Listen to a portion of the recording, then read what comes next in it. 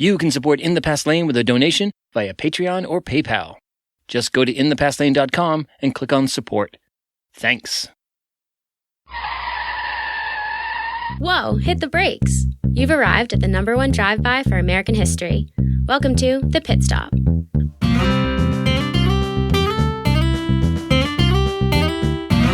Brought to you by In the Past Lane, the podcast about history and why it matters. Here's Edward T. O'Donnell, your host and historian at large.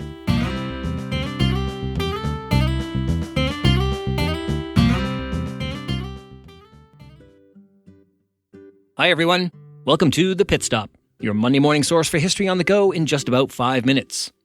We offer this special feature every Monday, in addition to our full feature episodes, like our next episode on the eugenics crusade in the early 20th century. Here's what happened in American history the week of October 15th, 2018. Let's start with birthdays. October 15th, 1908, that's the birthday of Harvard economist John Kenneth Galbraith, who was born in Iona Station, Ontario.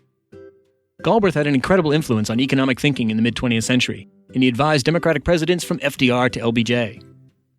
John Kenneth Galbraith once said, "The only function of economic forecasting is to make astrology look respectable."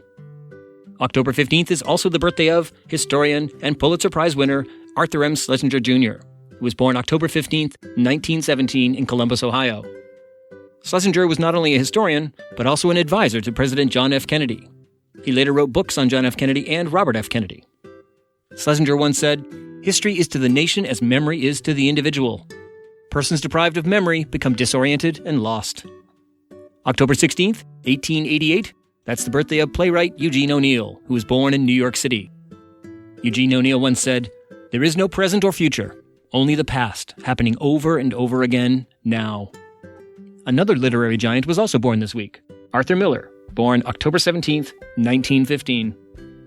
October 18th, 1926, that's the birthday of rock and roll pioneer Chuck Berry, who was born in St. Louis, Missouri. Chuck Berry brought us hits such as Maybelline and Roll Over Beethoven.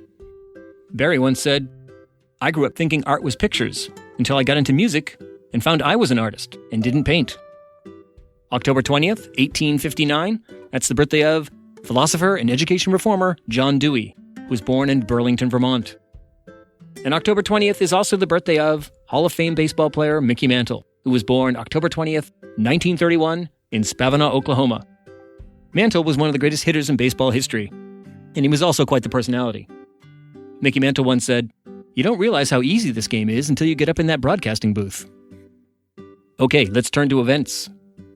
October 15th, 1965, that's the date of the first recorded burning of a draft card to protest the Vietnam War.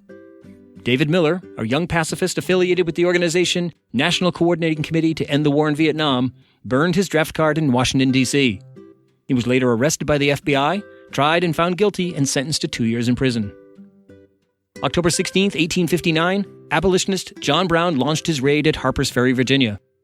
Brown and his followers hoped to seize the arms stored at a federal facility there and use them to instigate a massive slave revolt that would roll across the South and end slavery in the land of liberty. But the raid failed, and John Brown was captured. He was later executed by the state of Virginia for treason. Many historians credit Brown with hastening the coming of the Civil War.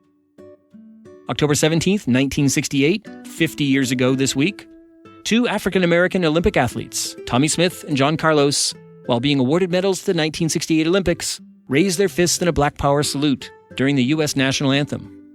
It was an act of protest against the oppression of African Americans in the United States. Smith and Carlos were vilified for their protest and stripped of their medals. But over time, their act of protest became an iconic moment in the history of the Civil Rights Movement. October 19th, 1781, at Yorktown, Virginia, British forces under the command of Lord Charles Cornwallis surrendered to General George Washington, commander of the Continental Army. This surrender effectively ended the American Revolution. And if you want to learn more about why the British lost the war, you should check out episode 65 of In the Past Lane. Okay, time for the last word. Let's give it to philosopher and education reformer John Dewey, who was born this week. Dewey once wrote, "It is no accident that all democracies have put a high estimate upon education, that schooling has been their first care and enduring charge. Only through education can equality of opportunity be anything more than a phrase. Accidental inequalities of birth, wealth, and learning are always tending to restrict the opportunities of some as compared with those of others.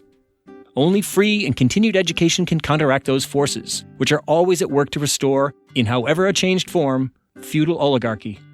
Democracy has to be born anew in every generation, and education is its midwife. Okay, people, that's your history fix for the week. Now put it in Drive and go make your own history.